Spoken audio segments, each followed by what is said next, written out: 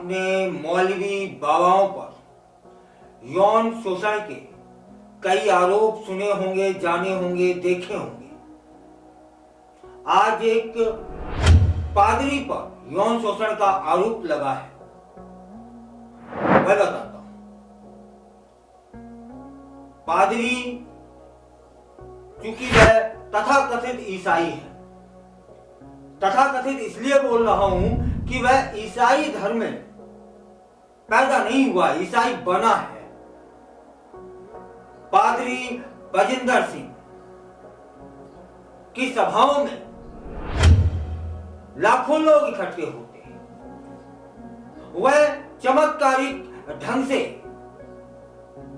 लोगों को ठीक करने का दावा करता है और 20 साल की उम्र में उस पर हत्या का आरोप लगा था, जिसमें उसे जेल जाना पड़ा था। इसके बाद क्या हुआ? जब वह जेल से आता है तब फिर वो ईसाई धर्म अपना लेता है और जो वह दावा करता है कि मैं चमत्कारिक ढंग से लोगों को ठीक कर देता हूं, वह मात्र दावा भर है, ठीक नहीं। कई लोग ऐसे मिलेंगे जो वे कहते हैं कि उसने जो दावा किया और जब भौतिक परीक्षण हुआ तब वे सारे दावे खोखले निकल गए। अभी हाल ही में वह मशहूर पादरी बजिंदर सिंह के खिलाफ कपूरथला में यौन उत्पीड़न का मामला दर्ज हुआ है। एक 22 वर्ष की लड़की ने यह आरोप लगाया है कि बजिंदर सिंह उसे अपने केबिन में एकांत में बुलाता था और उसे अश्लील तरीके से छूता था। इसके अतिरिक्त उस पर अश्लील मैसेज भेजने और छेड़छाड़ करने के भी आरोप है। बजिंदर सिंह जालंधर जिले के ताजपुर में the church of glory and wisdom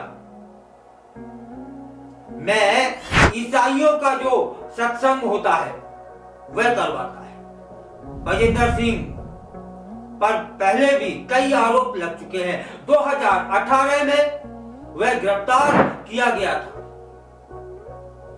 आश्चर्य बताऊं कि बजिंदर सिंह की सभाओं में बॉलीवुड के जो सितारे हैं ना, वे बहुत पहुंचते हैं। बजिंदर सिंह कैंसर जैसी बीमारियों को ठीक करने का दावा करता है, जबकि वह दावा भर है। वास्तविकता में वहां से कैंसर का कोई रोगी ठीक नहीं हुआ है। इसके अतिरिक्त वह लकवाग्रस्त लोगों को सिर्फ छूकर चलने लायक बना देता है, ऐसा दावा करता है। यह भी दावा सिर्फ दावा है, झूठ है।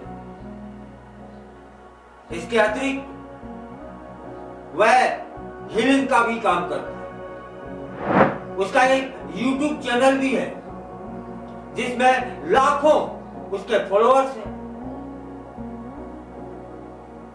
उसने शुरुआत में 25 लोगों से अपनी सभा करना शुरुआत की थी और धीरे धीरे करके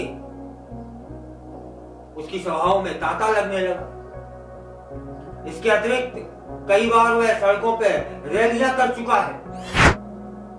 पिछले दिसंबर में क्रिसमस सेलिब्रेशन के लिए उसके कार्यक्रम में तुषार कपूर, रजा मुराद, अरबाज खान, जया प्रदा जैसे कलाकार पहुंचे। यही कलाकार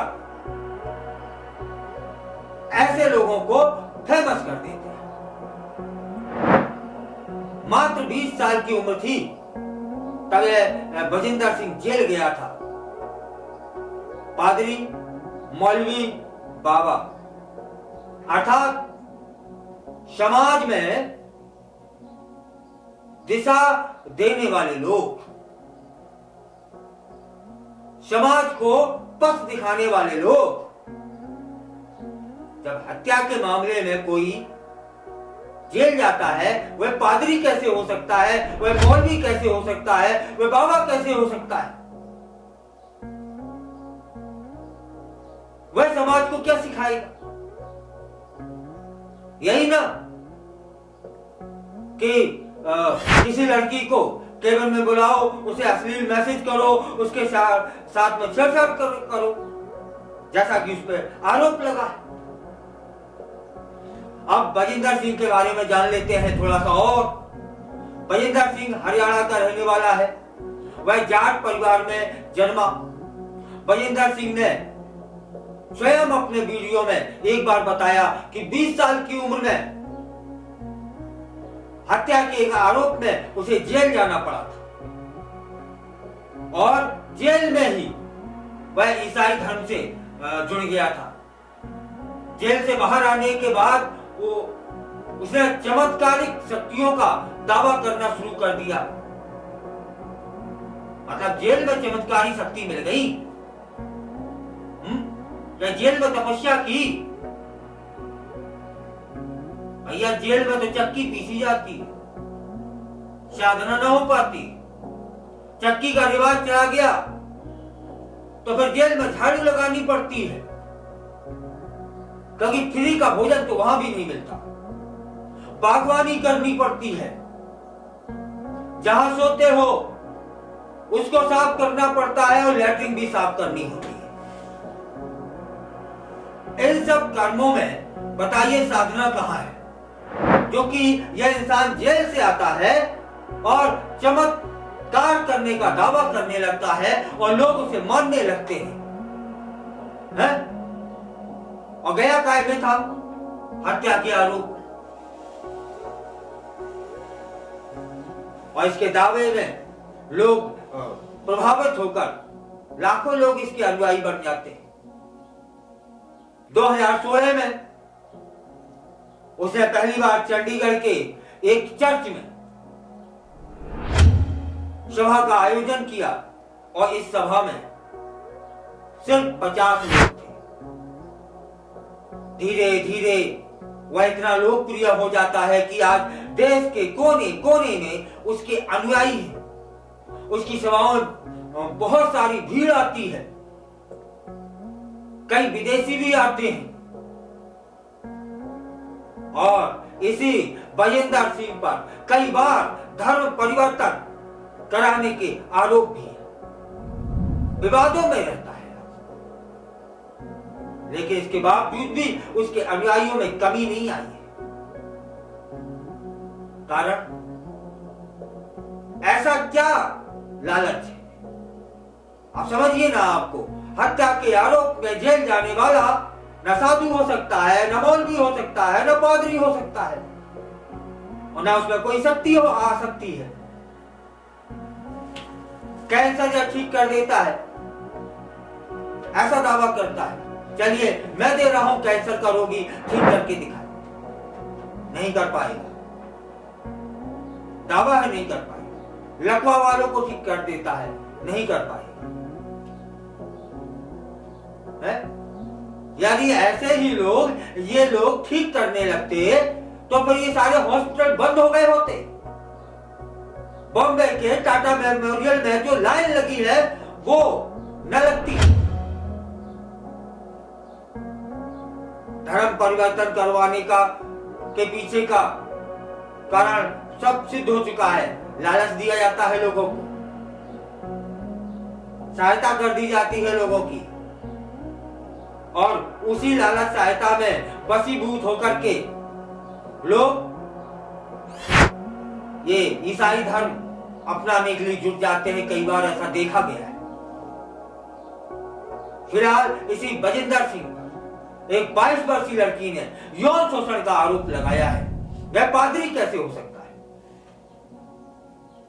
अब क्या ईसाई धर्म के लोग इसको पादरी पद से निष्कासित करेंगे? नहीं करेंगे।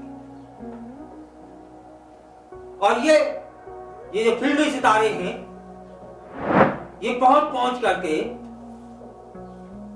इसकी यहां भीड़ जमा करवा देते हैं, और वो भी क्या कम दोषी थोड़ी है। वो भी वहां पहुंचने के पैसा लेते हैं, उसकी आड़ में भीड़ आ जाती है, लोग आकर्षित हो जाते हैं, उसी में ये अपना ढोंग धतूरा फैला देता है, लोग इसके अनुयायी हो जाते हैं।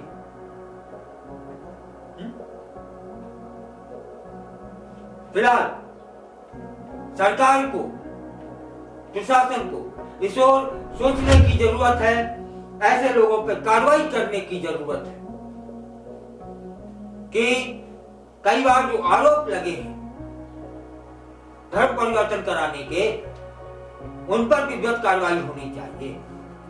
हत्या का आरोप है, उस पर भी कार्रवाई होनी चाहिए। अब यौन शोषण का आरोप लगा है, उस पर भी कार्रवाई होनी चाहिए। क्यों नहीं हो रही? किसी आम इंसान पर यदि यौन शोषण का आरोप लग जाता है तो तुरंत पुलिस दरवाजे पे आ जाती है, तो उसको ले जाती है और बिना किसी सुनवाई के पहले तो जेल जाओ, इसके बाद जमानत लेके आओ, जमानत मिल जाए तो ठीक, नहीं मिल जाए तो ठीक, तब कोर्ट में सिद्ध होगी। अब इसे क्यों नहीं भेजा जा रहा है? क्यों?